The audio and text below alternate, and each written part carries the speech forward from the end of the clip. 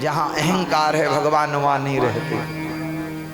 कि दुर्योधन ने की माने 56 भोग तैयार किया, लेकिन दुर्योधन में ईगो है तो भगवान ने लात मार दी 56 भोग में, और जाके विदुर जी के घर में साग विदुर घर खायो। ये दुनिया को भगवान ने बताया। इसलिए राजन भगवान मथुरा में नहीं रुके, क्योंकि मथुरा में कंस का मतलब अहंकार, ईगो। क्योंकि अहंकार ये भक्ति में बहुत बड़ा बाधक है। और भक्ति में भी नहीं महाराज, एक साधारण से घर गृहस्थी को चलाने में भी अगर ईगो है, पत्नी में ईगो है तो संबंध टूट जाएगा, पति में ईगो है तो संबंध टूट जाएगा। जब तक वो दोनों एक मित्र की भांति नहीं रहेंगे तब तक ये गृहस्थ रूपी गाड़ी आगे नहीं बढ़ेगी महाराज। इसलिए आज देखो, शादी के 1 महीने नहीं होते सुहाग की मेहंदी लगी है और तलाक का केस कोर्ट में। तो कहीं ना कहीं ये हमारा जो ईगो है ये संबंध को भी खत्म कर देता है। इसलिए राजन भगवान वहां नहीं रुके, भगवान गोकुल चले गए। क्योंकि गोकुल में बाबा आनंद हैं। नंद का मतलब ही होता जो आनंदम ददाति नंदा, जो दूसरों को आनंद देता है। इनकी धर्म पत्नी है यशोदा, यश ददाति इति यशोदा, जो यश प्रदान करें, जो आनंद प्रदान करें, भगवान उन्हीं को तो अपना माता पिता बनाते हैं।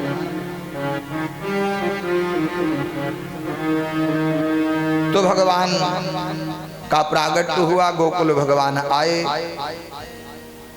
और हमने आपको पूर्व में संकेत किया था, वसुदेव देवकी ये पूर्व जन्म में प्रश्नी और सुतपा नाम के प्रजापति थे।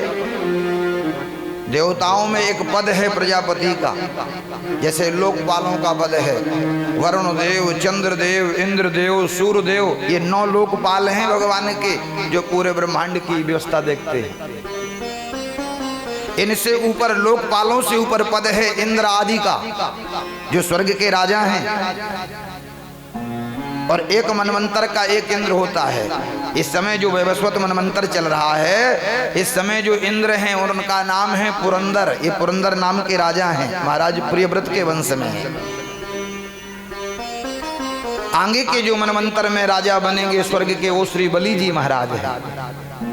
प्रहलाद जी के पुत्र हैं बरोचन, और बरोचन के पुत्र हैं बलि।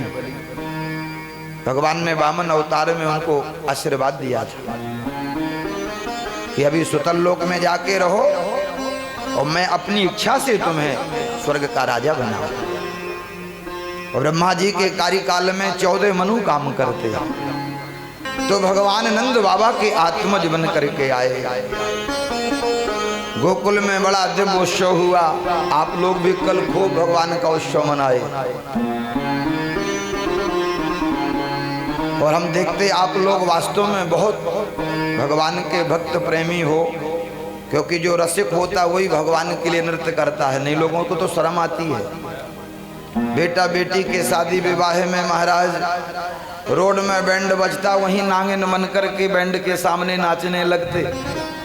और भगवान के दरबार में कहो तो शर्म आती। लेकिन हम आप लोगों को देखते वास्तव में आप पिछले जन्म में या तो श्री राधा रानी की परी कर रही हो या श्री ठाकुर जी के, क्योंकि जो रसिक होता है वही भगवान के दरबार में नृत्य करता है। वरना तो लोगों को महाराज शर्म आती है। बैंड बाजा के सामने बिल्कुल शर्म नहीं आती गंदे गंदे फिल्मी गानों में नाचने में। लेकिन भगवान के दरबार में लोग शर्म करते हैं। लेकिन हम देख रहे हैं कि आप लोग वास्तव में प्रभु के बड़े प्रेमी हो। इसलिए नृत्य की भी एक मर्यादा है, ठीक है ना। कथा भी थोड़ा सा सुन लो, नृत्य तो होते ही रहेगा। 84 लाख योनियों में नृत्य ही तो कर रहे हैं, नाच ही तो रहे हैं।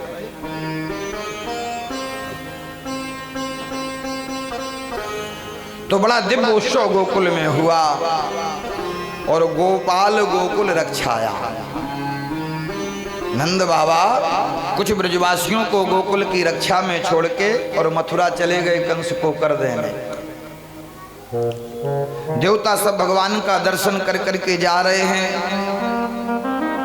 क्योंकि श्री कृष्ण कोई साधारण बालक नहीं है, अनंत कोट ब्रह्मांड नायक। आज वही नंद बाबा के पुत्र बन के आए।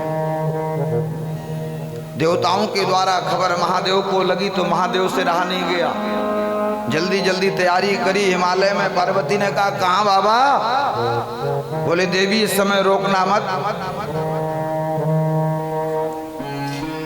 जम्बूद्वीप के भारतवर्ष के उत्तर प्रदेश प्रांत के मथुरा मंडलांतर्गत में हमारे प्रभु ने 84 कोष के अंतर्गत अवतार धारण किया है। बस उन प्रभु का दर्शन करने जा रहा। पार्वती ने कहा हमें नहीं ले जाओगे? बोले नहीं देवी। तो कहा बाबा अगर हम नहीं जाएंगे तो आपको दर्शन नहीं होगा, ध्यान रखना, क्योंकि माता जी शक्ति संपन्न है और बालक पर अधिकार माँ का ही पहले होता है। अनु ने विनय करी तो कहा कि ठीक है गोपी बनो। सो गोपी बना करके पार्वती को लेकर के गोकुल में आए। मैया यशोदा के महल के सामने पहुंच के आवाज दी मैया बधाई हो। और भोले बाबा जिस वेशभूषा में आए आप सब जानते हो, मुंडों की माला, मोटे मोटे काले काले सर्प। मैया निकल के आई। हाँ बाबा। बोले भैया बहुत दूर से आए तेरे लाला की खबर सुन के, इसलिए जल्दी ला लाला को तेरे में अपनी गोद में लेके बधाई दूं। बोली ना बाबा मैं तो को अपनो लाला ना दिखाऊं। क्यों भैया? बोली तेरे जो बड़े बड़े जो सांप है ना, इन सांपन को देख करके मेरा लाला डर जाए। यशोदा आज किसकी माँ बनी है? ब्रह्म, जो अनंत कोट ब्रह्मांड नायक है। इसलिए महादेव ने कहा कि इसकी बराबरी कौन कर सकता है। प्रणाम किया भगवान को और वहां से निकल करके जमुना किनारे पहुंचे। और जैसे जमुना किनारे मेरे प्रभु गए, आज महादेव बिना दर्शन के चले गए। ये बात प्रभु को अच्छी नहीं, क्योंकि हरि और हरि एक दूसरे के पूरक है। इसलिए आज भी दक्षिण भारत में जाओ तो रामेश्वर भगवान, राम जिसके ईश्वर वो रामेश्वर, या राम के जो ईश्वर वो रामेश्वर। महादेव राम को अपना आराध्य मानते हैं और राम जी महादेव को अपना आराध्य मानते हैं। इसलिए हरि और हर में कोई अंतर नहीं है। जो इनमें भेद करता है उसे गौ हत्या का पाप लगता है। जो हरि है वही हर है और जो हर है वही हरि है। हमारे प्रभु को बात अच्छी नहीं लगी कि हमारा भोलानाथ बताओ बिना दर्शन के चला गया, तो भगवान रोने लगे और इतने जोर से रोए कि मैया डर गई। अब तो कन्हैया चुप नहीं हो रही। रोहिणी को बुलाया, अरे बहन देख लाला चुप ना हुए। रोहिणी ने कहा कि यशोदा मौकों को तो लगे जो सापन वालो बाबा आयो ना, बाने कछु जंतर मंत्र मारो, अब वही आके ठीक कर सक। तो बहन जाके बोला कहाँ है वो बाबा? तो वहीं बगल में माता पार्वती गोपी के भेष में खड़ी थी। बोली मैया बाबा कहाँ है? मौकों पता तुम कहो तो मैं बुलाऊं? हाँ हाँ बहन जल्दी बुलाओ। और पार्वती जी दौड़ती दौड़ती यमुना के किनारे गई, महादेव से प्रार्थना करी। प्रभु जैसे आए, मैया ने तुरंत प्रभु को भोलेनाथ की गोद में डाल दिया और महादेव की गोद में जाते कन्हैया जोर जोर से किलकारी मार के हंसने। रोहिणी ने कहा यशोदा देख जा बावन नहीं कछु जंतर मंतर करो, क्योंकि बाकी गोद में देख करके जाकर के देखो लाला किलकारी मार के हंसने लगे। और सुखदेव जी कहते राजन आज हरि और हर आमने सामने। कन्हैया महादेव का दर्शन कर रहे हैं और महादेव प्रभु का दर्शन कर रहे हैं, क्योंकि भगवान महादेव वैष्णवा नाम यथा शंभु, ये वैष्णव की शिरोमणि है। और वैष्णव का परम धर्म होता है कि अपने इष्ट का दर्शन, अपने इष्ट की कथा, अपने इष्ट के नाम से उसकी प्रीति, ये वैष्णव का परम धर्म है। इसलिए हमारे यहाँ भक्ति में 4 साधन बताए हैं, रूप, नाम और लीला और धाम।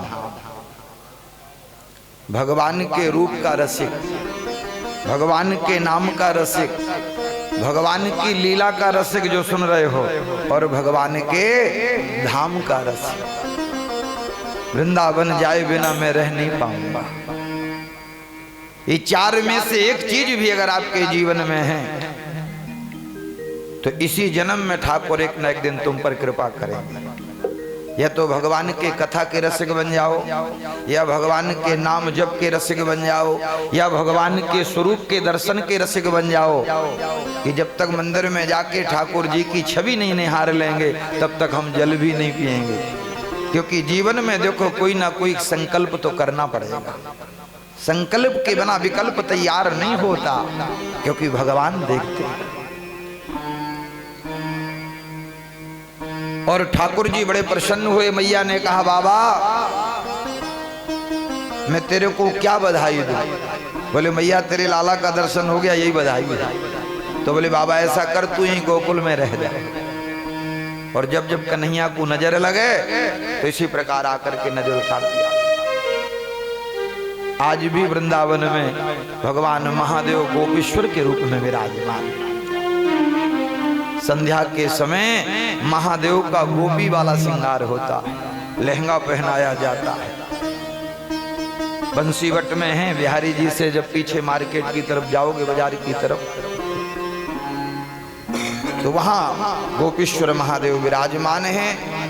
और वृंदावन की यात्रा महत्तम में हमने एक संत के द्वारा सुना। वो संत बता रहे थे कि जो वृंदावन की यात्रा में आता है और बांके बिहारी का दर्शन करने के बाद अगर गोपीश्वर महादेव का दर्शन नहीं करता तो उसे वृंदावन की यात्रा का फल नहीं मिलता। वृंदावन की यात्रा का उसको फल नहीं मिलता। ऐसे वहां के एक रसिक संत ने ये बात बताई कि बांके बिहारी का दर्शन करो और इसके बाद गोपीश्वर महादेव का दर्शन जरूर करना चाहिए, तभी आपकी वृंदावन यात्रा सफल होगी। और वृंदावन तो महाराज सभी लोगों से अलग है। वृंदावन कोई तीर्थ नहीं है, ऐसा मत समझना। वृंदावन क्या है?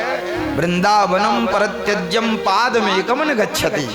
गर्ग संगता में भगवान कहते हैं कि वृंदावन श्री लाडली जी का महल है, ये प्रिया प्रीतम का महल। यहाँ आज भी प्रिया प्रीतम वहां विचरण करते हैं। कितने ऐसे रसिक संत हैं जिन्हें नित्य भगवान का दर्शन होता है। बोलिए भक्त वत्सल भगवान की, कृष्ण कन्हैया लाल की हो।